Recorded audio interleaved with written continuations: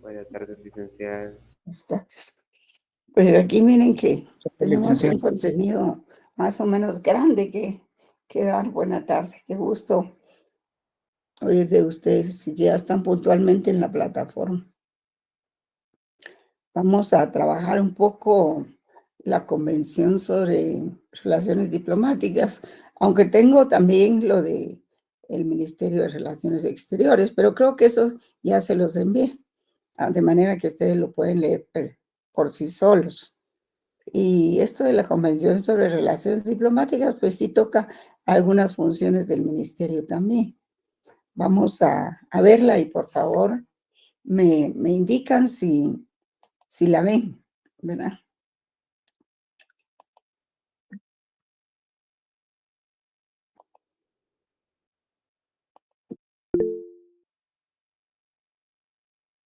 Para ayudar de eso para poder. eh, la presentación, jóvenes.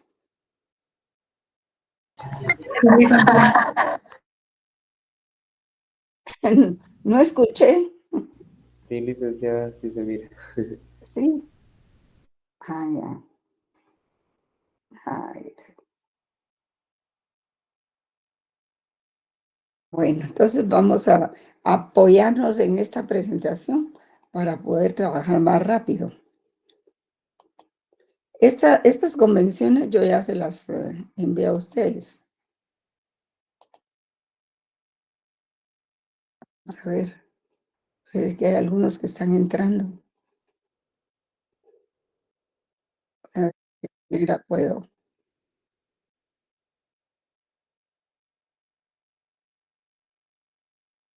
colocarlos.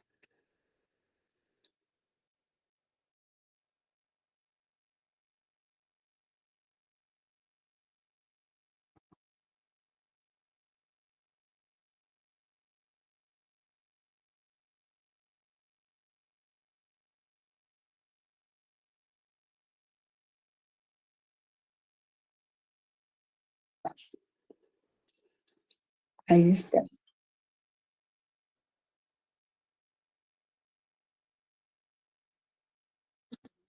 Necesito que terminen de ingresar.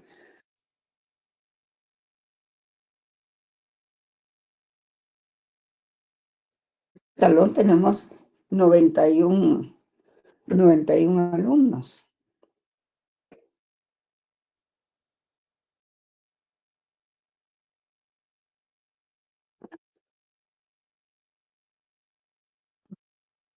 Pero actualmente solo tengo 59. Bueno, no todos ingresan a las clases, de manera que vamos a empezar.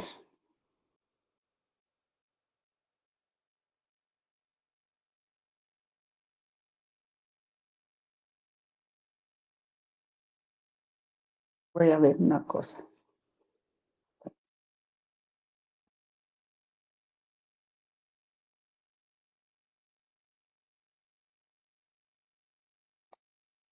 Bueno, entonces esta se llama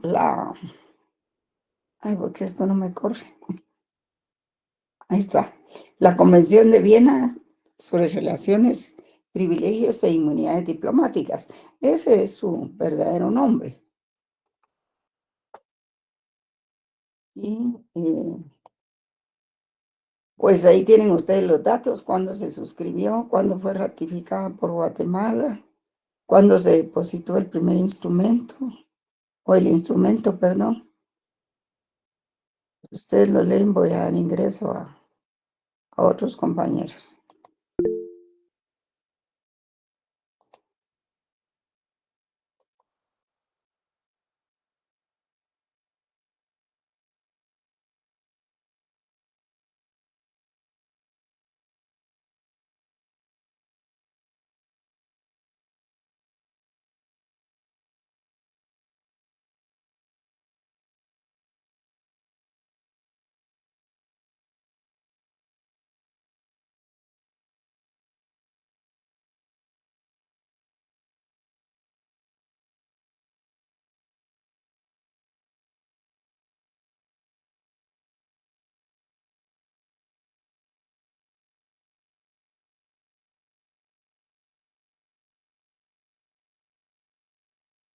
Bueno, esta,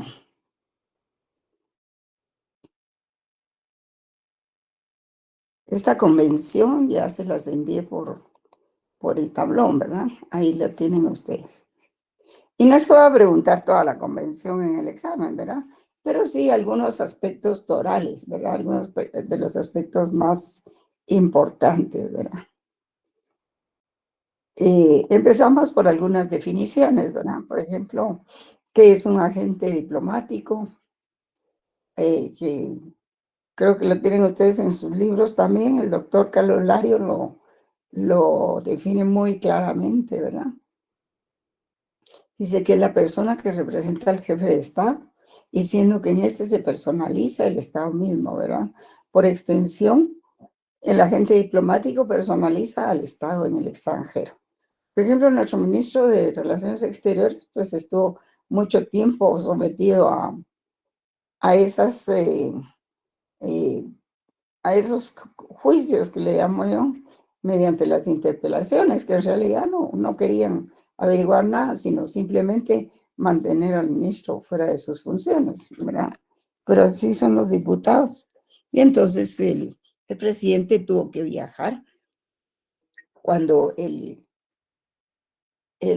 ministro no podía viajar, ¿verdad? Entonces tuvo que hacerlo al presidente directamente.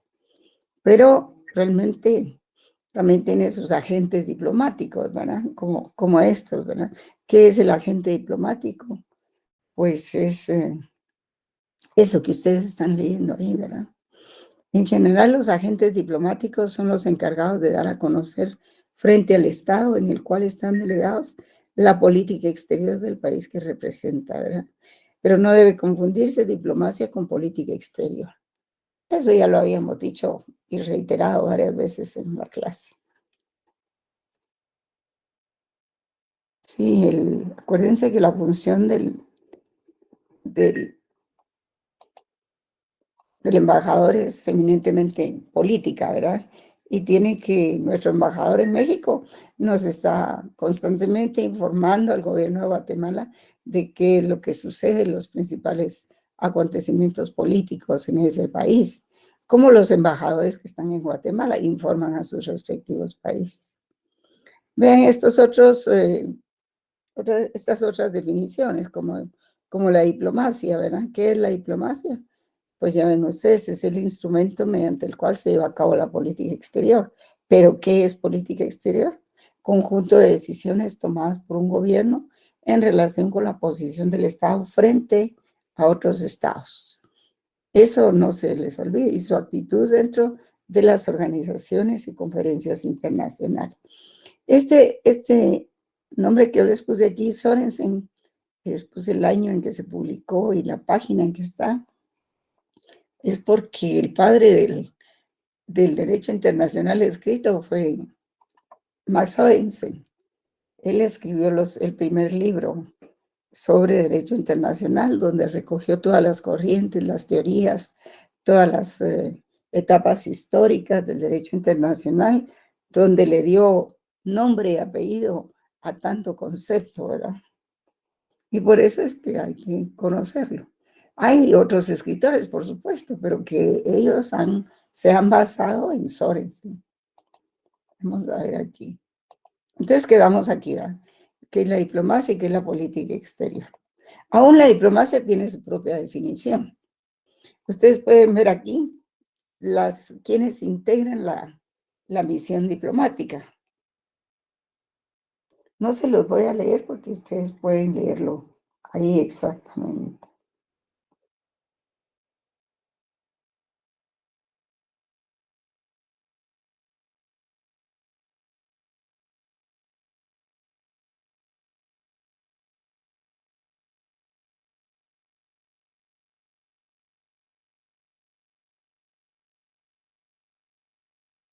Entonces, ustedes pueden ver ahí cada categoría que incluye, que se incluye dentro de lo que es una misión diplomática, ¿verdad? Jefe de misión y agente diplomático,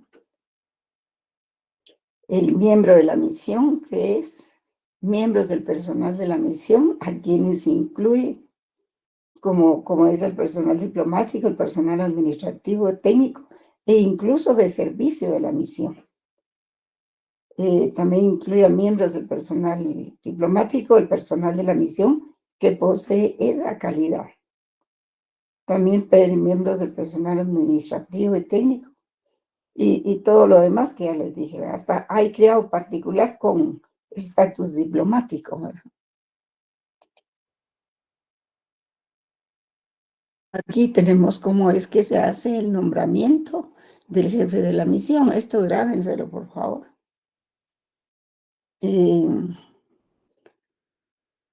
¿Cómo es el nombramiento del jefe de la misión? De la misión diplomática, por supuesto, de eso estamos hablando.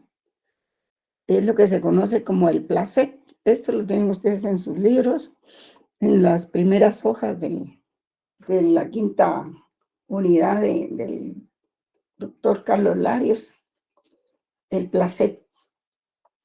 Esta es una manifestación expresa de aceptación de una determinada persona. ¿Quién expresa esa aceptación, jóvenes? La expresa la expresa el país que va a recibir al diplomático, ¿verdad? Porque primero se le manda una hoja de vida, un currículum, ¿verdad? Por decirlo así, para ver si el ministro o el presidente están de acuerdo con que esa persona llegue a prestar sus servicios como diplomático, como embajador, como jefe de la misión, como se le llame, ¿verdad? Y el Estado acreditante, pues, contesta con lo que se llama un placet, que es una manifestación expresa de aceptación de una determinada persona. Y ahí dice, el Estado acreditante debe asegurarse de que la persona que se proponga acreditar como jefe de misión ante el Estado receptor ha obtenido el asentimiento de ese Estado. Nunca puede llegar una persona que no sea aceptada previamente, ¿verdad? Y el Estado receptor, porque aquí se manejan dos categorías. El Estado acreditante, que es el que envía, y el Estado receptor, que es el que recibe al diplomático. Y de ninguna manera el Estado receptor está obligado a expresar los motivos de su negativa a aceptarlo. Simplemente dice que no acepta a esa persona y que le manden a otro, y no tiene que expresar los motivos. Aquí hay una clasificación de los jefes de misión. Se les conoce como embajadores, nuncios, especialmente si son de la Iglesia del Vaticano, de rango equivalente como los legados, ¿verdad? Si llevan un solo encargo, depende. Hay enviados extraordinarios, como los ministros, ¿verdad? Plenipotenciarios. ¿Qué quiere decir plenipotenciarios, jóvenes?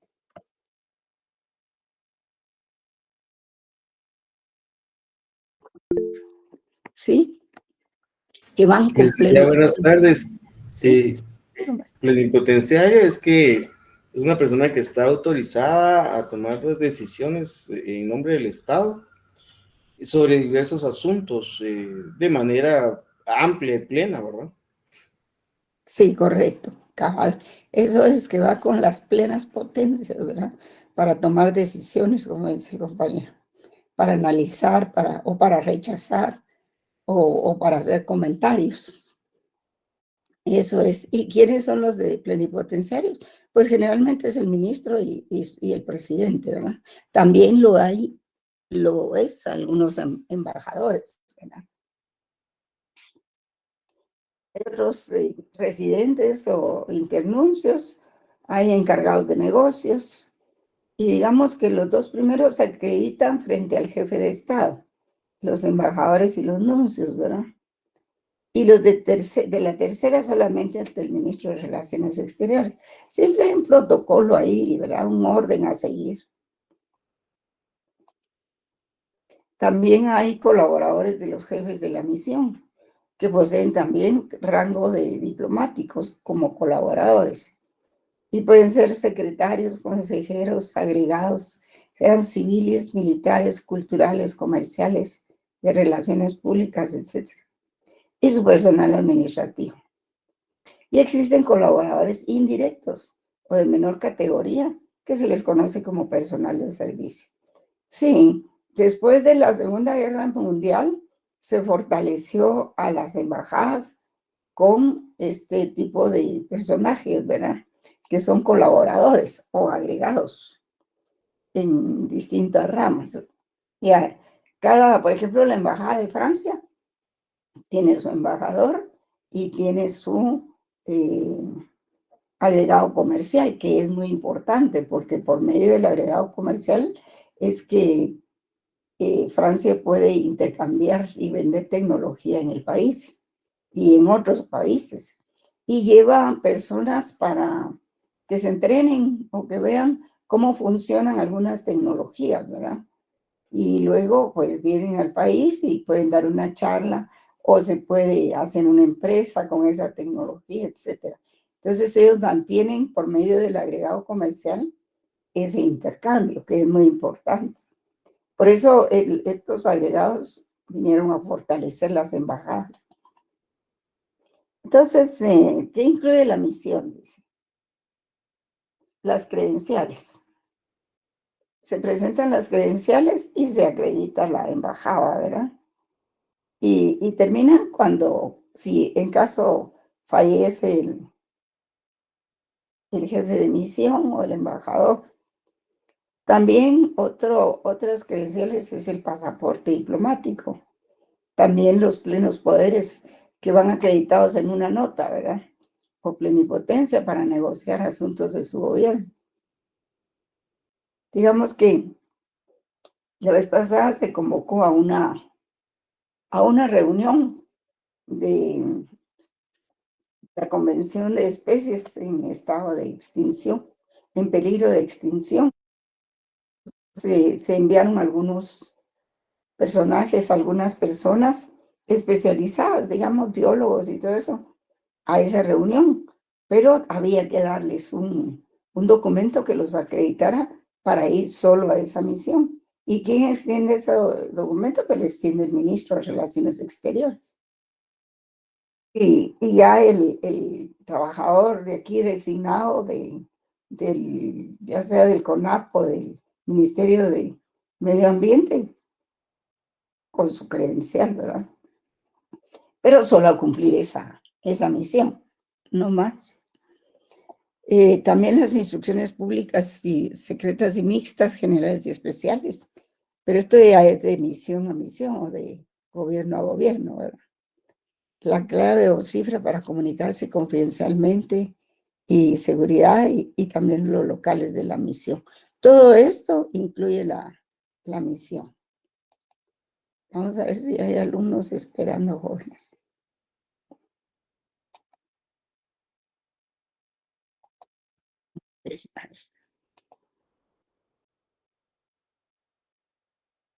Bien, entonces, presentación del jefe de la misión embajador, llegado al estado, el jefe de la misión avisa al Ministerio de Relaciones Exteriores, o como se le llame, ¿verdad?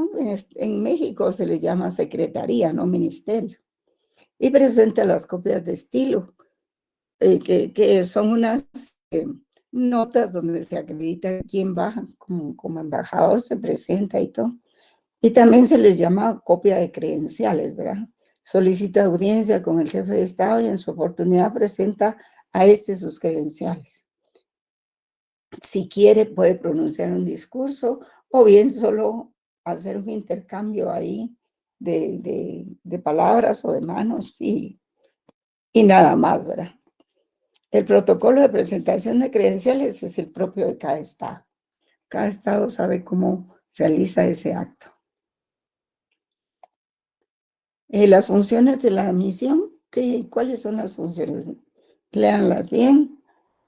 Pues es representar al Estado acreditante ante el Estado receptor. Ya saben ustedes de qué se trata el Estado acreditante, que es el que envía al representante, y el receptor el que recibe. Proteger en el Estado receptor los intereses del Estado acreditante, ¿verdad? Por ejemplo, el embajador de Guatemala en Estados Unidos debe cuidar, debe proteger los intereses de Guatemala en los Estados Unidos, ¿no? Debe ser una tarea muy difícil en estos tiempos, me imagino, ¿verdad? Y también proteger los intereses de sus nacionales dentro de los límites permitidos por el derecho internacional. Debe ser muy difícil esa tarea en este tiempo. Negociar con el gobierno del Estado receptor, enterarse de todo por todos los medios lícitos de las condiciones y de la evolución de los acontecimientos en el Estado receptor e informar sobre ello al gobierno del Estado acreditante. Fomentar las relaciones amistosas y desarrollar eh, las relaciones económicas, culturales, científicas y todo eso del Estado acreditante y el Estado receptor, ¿verdad? Eso lo pueden leer ustedes eh, en las respectivas, en los respectivos documentos que les envío. Bien. Locales de la misión. ¿Qué son los locales de la misión? Eso lo tienen que tener bien claro. Son, pues, el lugar donde están los edificios, las partes de los edificios, porque puede ser un piso de un edificio, incluyendo también la residencia del jefe de la misión. No solo las oficinas, también la residencia del jefe de la misión, el terreno de esos edificios o parte de ellos. Y todos esos edificios son inviolables. Los agentes del Estado receptor no podrán penetrar en ellos sin el consentimiento del jefe de la misión. Ustedes se recuerdan de lo de la Embajada de España, o por lo menos lo leyeron, los que son muy jóvenes. Pues ahí fue una total violación a la inmunidad que tenían esos edificios, ¿verdad? También los archivos y documentos de la misión siempre son inviolables donde quiera que se encuentren. El Estado receptor tiene obligación especial de adoptar todas las medidas adecuadas para proteger los locales de la misión contra toda intrusión o daño y evitar que se perturbe la tranquilidad de la misión o se atente contra su dignidad. Por ejemplo, en el caso de Guatemala tiene que proteger todas las embajadas que hay, la embajada de Brasil, de Panamá, de El Salvador, de México, tiene que darle seguridad en el perímetro perimetral, ¿verdad? Seguridad exterior. Y adentro, pues también puede proporcionarle seguridad, o la misma embajada lleva su seguridad, ¿verdad? Esa es obligación del Estado receptor. ¿Y saben qué pasa? Ustedes pueden decir, pues sí, no lo voy a hacer, y si no lo hace el Estado. Pero entonces, si no lo hace el Estado de Guatemala, tampoco va a recibir ese mismo tratamiento en otro país, ¿verdad? Si no lo quiere hacer con la Embajada de México, pues tampoco en México le van a dar esos mismos privilegios. Y eso es lo que hace que los países cumplan con los tratados. Y los locales de la misión, su mobiliario, también los archivos, los teléfonos,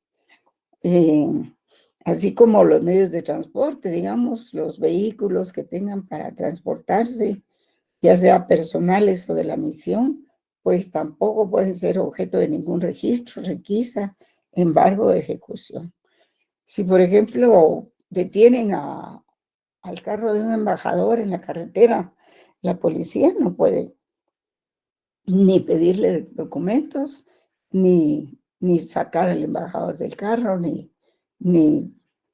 hacer el registro en tiempos normales. Pues ahora, cuando teníamos la dictadura, hacían de todo. Y muchos diplomáticos fallecieron o los asesinaron. Veamos los deberes y obligaciones del agente diplomático. ¿Qué tiene que hacer un agente diplomático en otro país? Pues tiene que ser fiel a su gobierno y tener lealtad al gobierno extranjero también, conducirse con cordura, respetar las leyes del país receptor, asociarse a las fiestas nacionales, digamos los aniversarios que celebra el país. Digamos, ustedes han visto que aquí se celebra en diferentes embajadas, en los Estados Unidos, en la de Suiza, en fin, en varias embajadas, los aniversarios, ¿verdad? Los aniversarios o las fechas de independencia. Por ejemplo, en Guatemala, en la embajada de Estados Unidos se celebra el 4 de julio, ¿verdad? Que es una fecha muy, muy significativa para los estadounidenses. Y allá pues el 15 de septiembre, ¿verdad? Y ahí pueden leer ustedes que otros deberes y obligaciones, ¿verdad? Comunicarse exclusivamente con el Ministerio de Relaciones Exteriores y a través de ese ministerio con otros ministerios y órganos del Estado. Digamos, si hay algún problema, algún litigio, la Corte no puede ir directamente a la embajada o mandar la Secretaría de la Corte Suprema o mandar directamente una notificación a la embajada, a cualquier embajada de otro país. Tiene que llevarlo primero al Ministerio de Relaciones Exteriores y por medio del ministerio se le notifica a la embajada. Tampoco no debe utilizar los locales de la misión de manera incompatible, no ejercer profesiones ni comercio en provecho propio, no celebrar contratos mercantiles ni de derecho propio en el país donde están prestando sus servicios. Aquí hay otras obligaciones que ustedes pueden ver. Bueno, estas son las obligaciones del Estado receptor, que serán obligaciones del Estado acreditante.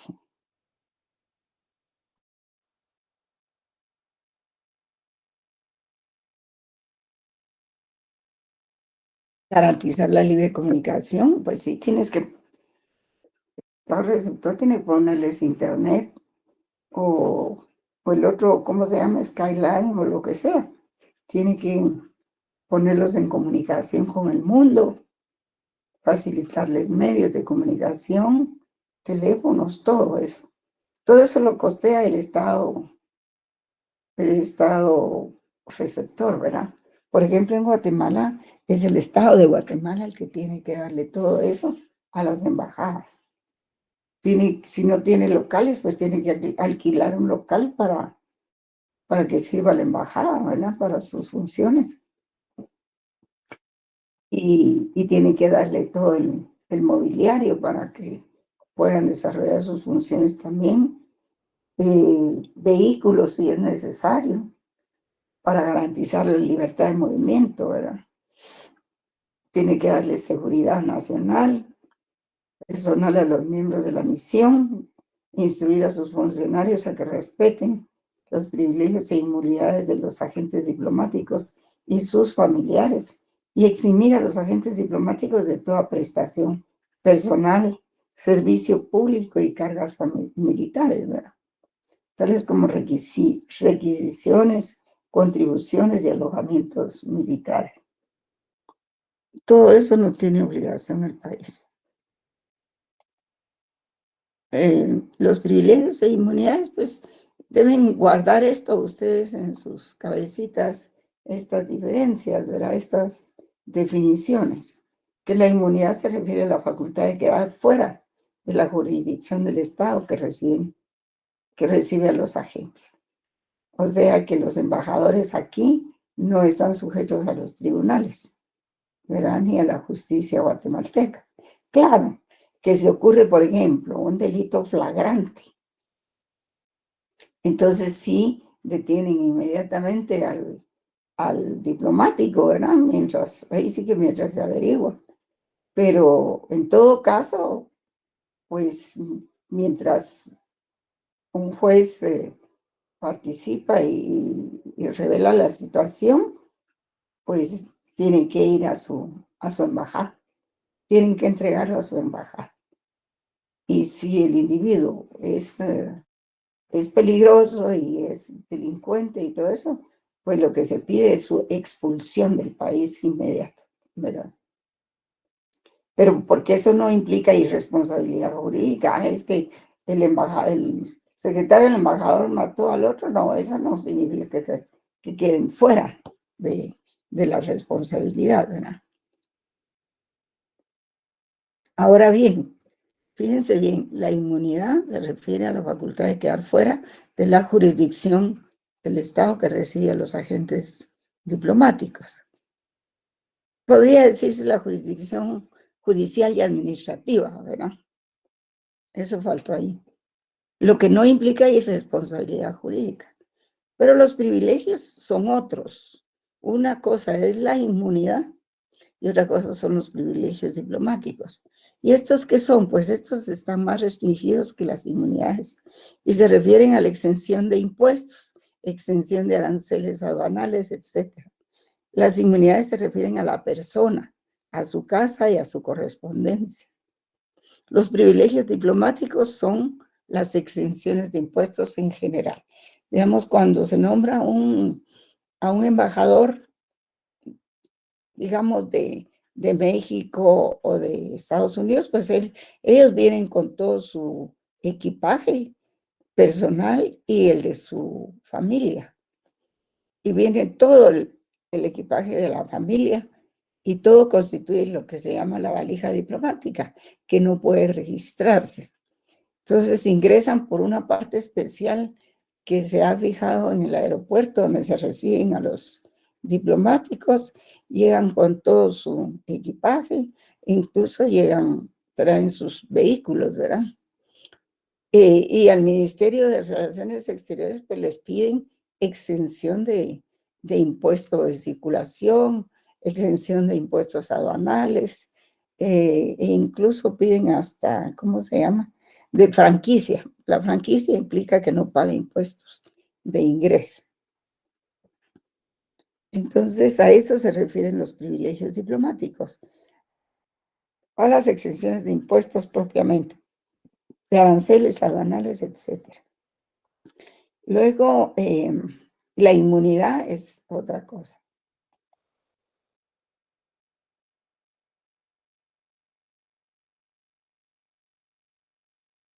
¿Cómo terminan las misiones? Pues terminan de varias maneras, ¿verdad?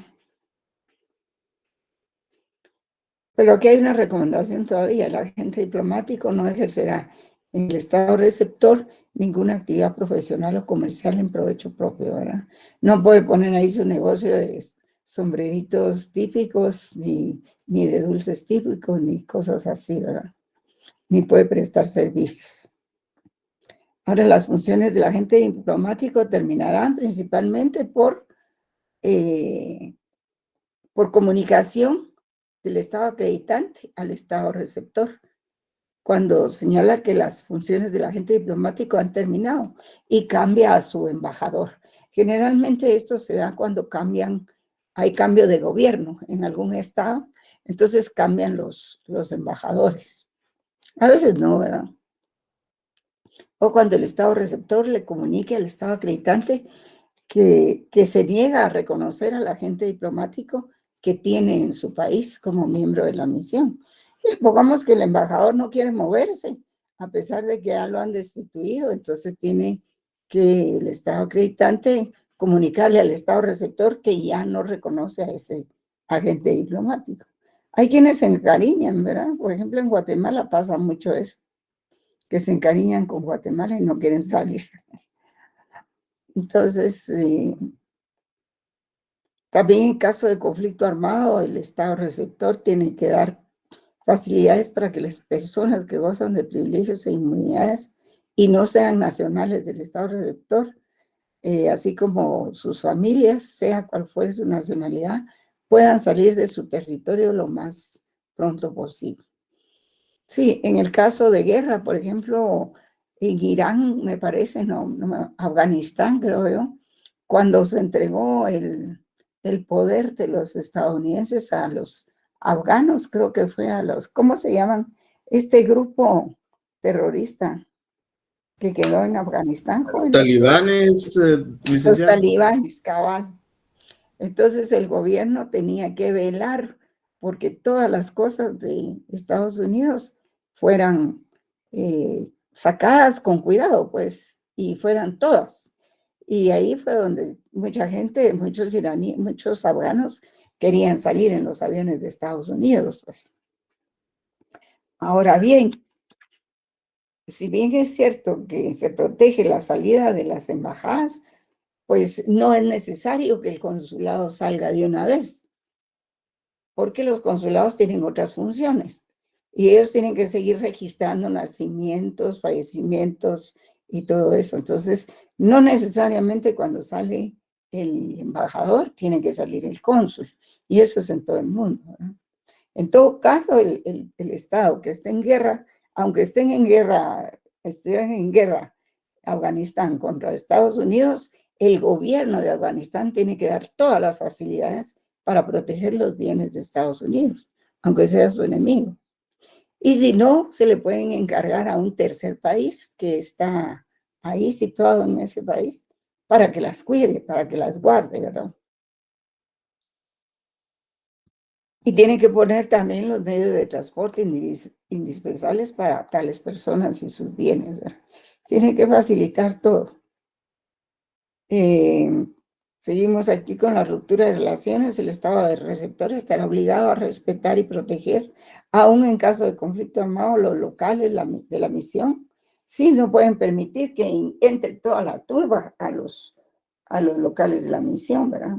Así como los bienes y archivos hasta que no hayan sido sacados, ¿verdad?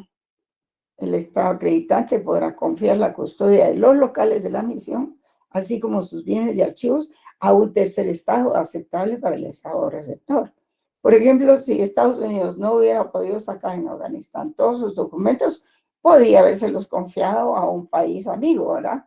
Por ejemplo, Francia o Suiza o Inglaterra, donde son más afines, ¿no? Y el Estado acreditante podrá asumir la protección temporal de los intereses del tercer Estado y de sus nacionales. Nunca se quedarán en poder del Estado receptor, ¿verdad? Siempre se quedan con un tercer Estado.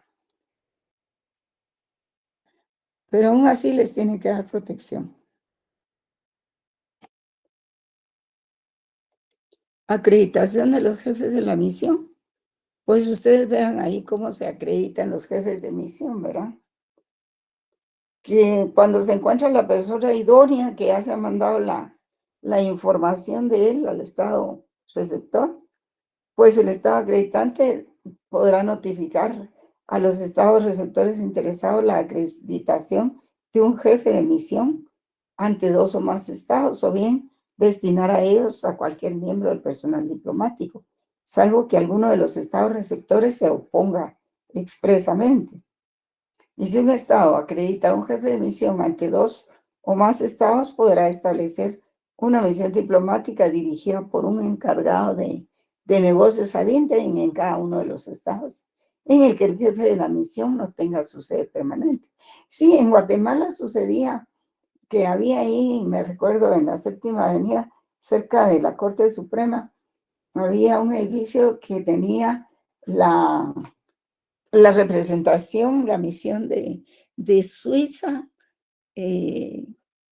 vamos a ver, de Suiza, creo que también era de Andorra, un poco creo que la de Mónaco, la de Francia. Y entonces el representante de Suiza los representaba a todos ellos ahí. Y eso es perfectamente posible porque a veces no se cuenta con presupuesto para estar alquilando una sede para cada misión. Entonces puede estar acreditado en Guatemala, en El Salvador, en Honduras, Nicaragua, Costa Rica, pero solo tiene una misión diplomática que puede ser en Guatemala, como era esa, era un encargado de negocios. Y así tiene Guatemala. Guatemala solo tiene un embajador en Estados Unidos y ese embajador reside en Washington, pero tiene varios consulados, ¿verdad? El jefe de misión o cualquier miembro del personal diplomático de la misión podrá representar al Estado acreditante ante cualquier organización internacional. Sí, no solo ante Estados, puede representarlo también en organizaciones internacionales.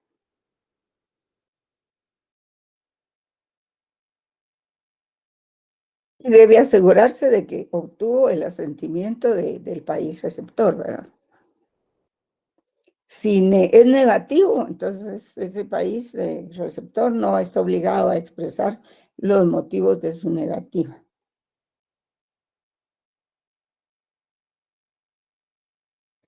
Entonces, el Estado acreditante lo que tiene que hacer es retirar a esa persona o a esa misión y pondrá término a sus funciones, ¿verdad?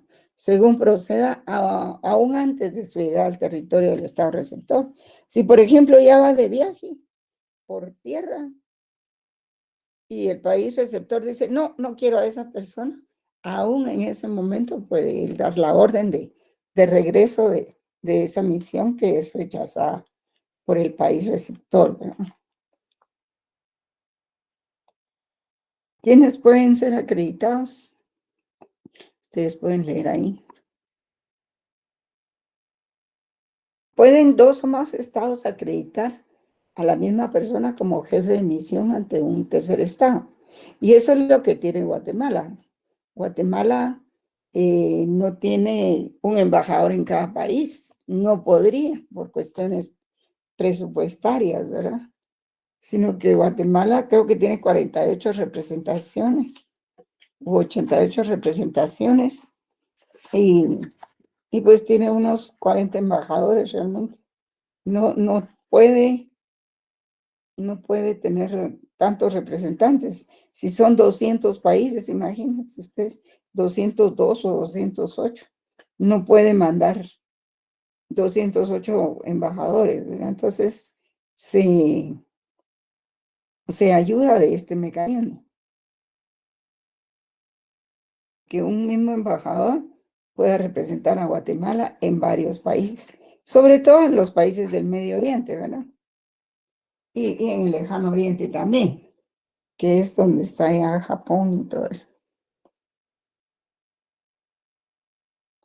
Entonces aquí dice, sin perjuicio de lo dispuesto en el artículo 5, 8, 9 y 11, hay que leer esos artículos. El Estado acreditante nombrará libremente al personal de la misión. En el caso de los agregados militares, navales o aéreos, el Estado receptor podrá exigir que le sometan de antemano su nombre y su currículum, ¿verdad?, para su aprobación. Los miembros del personal diplomático de la misión habrán de tener, en principio, la nacionalidad del Estado acreditante. Sí, si Guatemala envía sus propios, pues tienen que ser mínimo guatemaltecos, ¿verdad? Y guatemaltecos naturales, pero también pueden ser guatemaltecos que han adquirido la nacionalidad. Los miembros del personal diplomático de la misión no pueden ser elegidos entre personas que tengan la nacionalidad del Estado receptor, excepto con el consentimiento de ese Estado, ¿verdad?, que podrá retirarlo en cualquier momento. Miren, el derecho internacional es tan amplio, pero tan amplio, que da lugar a todas las posibilidades que se den, a todos los casos no previstos, por decir así. Que mire que pasó esto, que no se encuentran tal cosa, está bien, se puede, siempre que haya dos cosas importantes: aceptación del Estado acreditante y aceptación del Estado receptor. Eso es lo importante. Y también el Estado receptor puede reservarse el mismo derecho respecto a los nacionales de un tercer Estado, que no sean al mismo tiempo nacionales del Estado acreditante. Entonces, que todo se puede resolver en tanto en cuanto haya consentimiento de los dos países. Vamos a ver los privilegios. El Estado receptor permitirá y protegerá la libre comunicación de la misión para todos los fines oficiales. La misión puede emplear todos los medios de comunicación adecuados, entre ellos, pues sí, la misión tiene derecho a usar todo: correos, mensajes en clave, mensajes en cifra, teléfonos, ahora es internet, ahora hay otras redes, ¿verdad?, que no existían cuando se hizo esta convención. Por eso es que se queda ahí, ¿verdad? Incluso cuando se hizo esta convención, creo que lo que se usaba era el teletipo, algo así, que ya pasó a la historia, ¿no? O pueden usar e instalar o utilizar una emisora de radio. La correspondencia oficial de la misión es inviolable. Se entiende toda correspondencia concerniente a la misión y a sus funciones. La valija diplomática no podrá ser abierta ni retenida, como los bultos que formen, así como los bultos que formen parte. Sí, la valija diplomática puede tener hasta 20, 40 o 100 bultos. Y todo eso es la valija diplomática, que tiene inmunidad. Y aquí están otras cosas sobre la inmunidad, ¿verdad?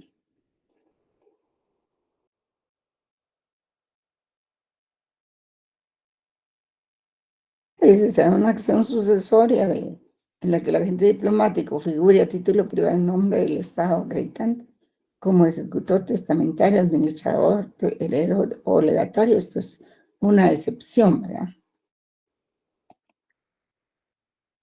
Esta es otra inmunidad. Los agentes diplomáticos no están obligados a testificar. Para eso está el cónsul, ¿verdad?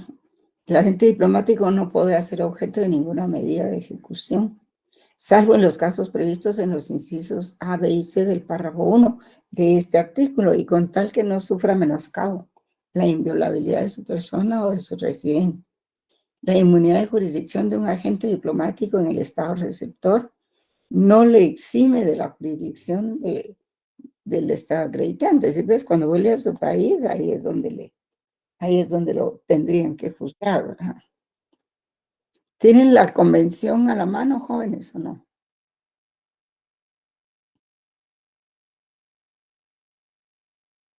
Yo tampoco la tengo. Siguen las inmunidades. Era para ver esos incisos A, B y C. Pero bueno, sigamos. Obligaciones laborales. Está Ya. la Convención de Viena sobre relaciones consulares. No, eso lo de relaciones diplomáticas. Fíjese que solo dice relaciones consulares, no encuentro diplomáticas. Solo la de consulares tiene. Y que son dos. Lo que pasa es que casi se emitieron al mismo tiempo y por eso hay quienes piensan que solo es una. Pero Pero usted sí nos tienen envió sus... consulares.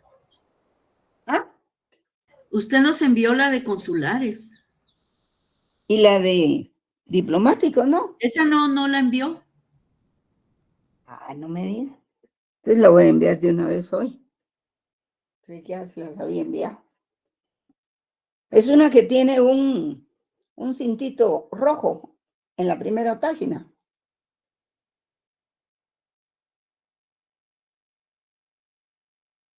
No, esa no la envió. Ah, bueno, seguimos. Entonces, hoy se las envío después de las clases, con mucho gusto. Vamos a ver, obligaciones laborales. Pues aquí dice el agente diplomático estará en cuanto a los servicios prestados al Estado acreditante exento de las disposiciones sobre seguridad social que estén vigentes en el Estado receptor. Bueno, la exención se aplicará también a los creados particulares que no sean nacionales, porque ustedes saben que las embajadas a veces utilizan mucho personal del Estado receptor, ¿verdad? Pero en ese caso sí tienen que pagarle las prestaciones del país en donde están, ¿verdad? Y eso se trata de eso. Vamos a ver, renuncia a la inmunidad. Ah, bueno, este es importante. El Estado acreditante puede renunciar a la inmunidad de jurisdicción de los agentes diplomáticos y de las personas que gocen de inmunidad, como en el artículo 37. Sí, este es el caso, por ejemplo, de que un embajador, no obstante que ya lo retiraron, no se quiere ir, o un cónsul no se quiere retirar, no acata la orden.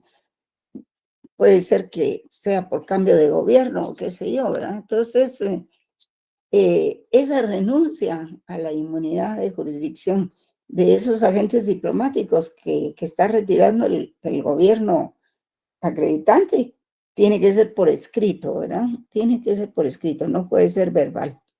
En realidad, todo el trámite en derecho internacional tiene que ser por escrito, porque imagínense, con tantas embajadas, tantos gobiernos y todo eso, si uno no escribe las cosas, ¿cómo tiene constancia después? Y por eso dice aquí el inciso 2, la renuncia siempre ha de ser expresa. Y si un agente diplomático, una persona que goce de inmunidad de jurisdicción, entabla una acción judicial, no le será permitido invocar la inmunidad de jurisdicción respecto de cualquier reconvención, ¿verdad? Directamente ligada a la demanda principal. Si lo contrademandan, imagínense ustedes, tampoco va a tener inmunidad. Ni modo que solo va a tener inmunidad en la demanda que presente y no en la contrademanda, ¿verdad?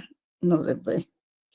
La renuncia a la inmunidad de jurisdicción respecto de las acciones civiles o administrativas, no ha de entenderse que entraña renuncia a la inmunidad en cuanto a la ejecución del fallo, para lo cual será necesaria una nueva renuncia. O sea, que acate, que se allane a los tribunales en donde está litigando, pero si es que está litigando, ¿verdad? Exenciones. El Estado receptor, con arreglo a las leyes y reglamentos que promulgue, permitirá la entrada con exención de toda clase de derechos de aduana, impuestos y gravámenes conexos, salvo los gastos de almacenaje, acarreo y servicios análogos. De los objetos destinados al uso oficial de la misión, de los objetos destinados al uso personal del agente diplomático o de los miembros de su familia. El agente diplomático estará exento de la inspección de su equipaje personal, a menos que hayan motivos fundados para suponer que contiene objetos no comprendidos en la exención. Sí, a veces se han dado casos, pero muy excepcionales, de que han encontrado drogas dentro de la valija diplomática, ¿verdad? Y que esa exención ha servido también para tráfico de drogas en algunos casos, ¿verdad? Entonces, se trata de que haya total rectitud en el personaje del jefe de la misión, ¿verdad? Sí, ¿alguien quiere hablar? Ah.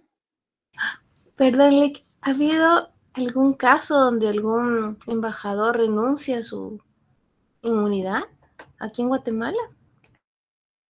Sí, sí han habido, pero entonces ya no se queda como, sí, sí, a veces, pero renuncia por alguna demanda que tenga. Sí, sí han habido, han habido. Ok, Sí se han dado. gracias. No recuerdo exactamente, ¿verdad? Qué caso, pero sí se han dado. Ahora, ¿quiénes gozan de inmunidad? Aquí lo tienen ustedes. Los miembros de la familia de un agente diplomático que formen parte de la casa, siempre que no sean nacionales del Estado receptor, los miembros del personal administrativo y técnico de la misión con sus familias, ¿verdad? Y el demás personal de servicio, ¿verdad? Y ellos gozan de privilegios en los objetos importados al efectuar su primera instalación, ¿verdad? Si traen todas sus ropas, sus escritorios o los enseres que vayan a utilizar, ¿verdad? Que no quieren dejar sus vehículos, también lo pueden hacer sin pagar ningún impuesto. Y esos son los privilegios. Vamos a ver aquí. Sí, aquí está más explicado. Ustedes lo pueden leer ahí. Los creados particulares, todos ellos, ¿verdad? Que no sean nacionales del Estado receptor, ni tengan residencia permanente. Bueno, yo creo que eso ya lo habíamos dicho.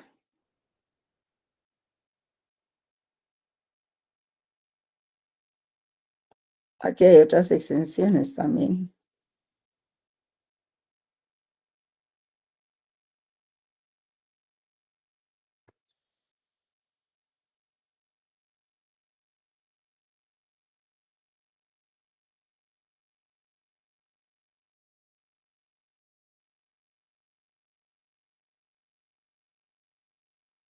Sí, aquí está más extenso, ¿verdad? Más detallado.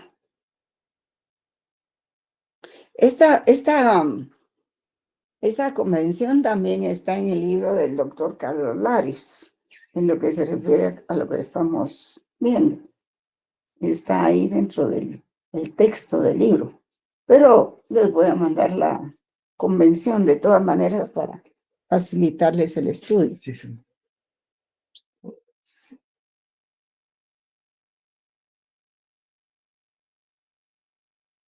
Y en cuanto a la finalización de la misión, pues el Estado receptor debe, aún en caso de conflicto armado, dar facilidades para que las personas que gozan de privilegios e inmunidades que no sean nacionales del Estado receptor, sus familias, sea cual fuera su nacionalidad, puedan salir de su territorio lo más pronto posible y que puedan salir protegidos, ¿verdad?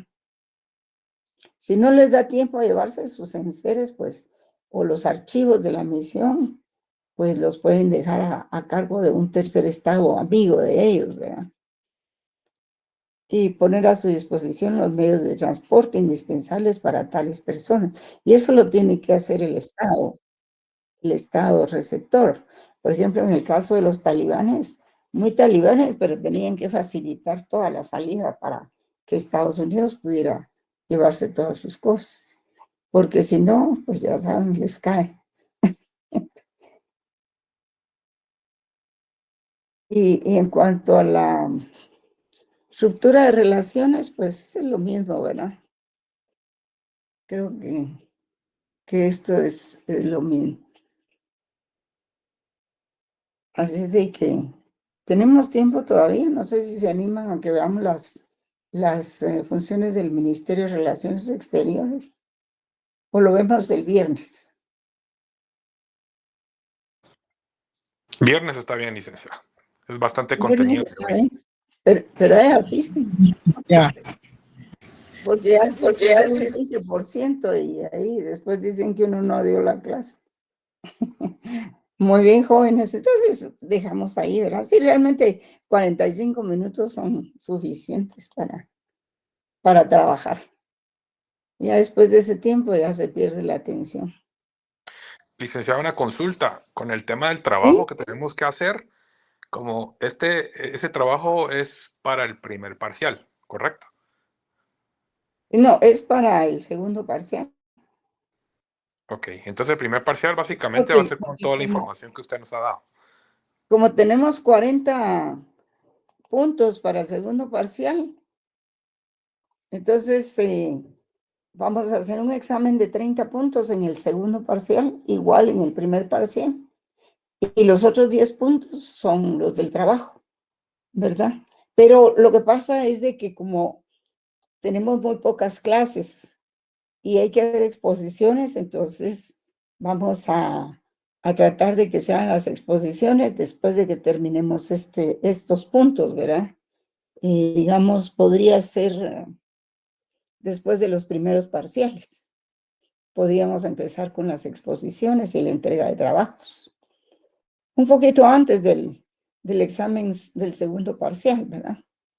O sea que en adelante, después del primer parcial, ya serían ustedes los que darían sus exposiciones sobre esos trabajos.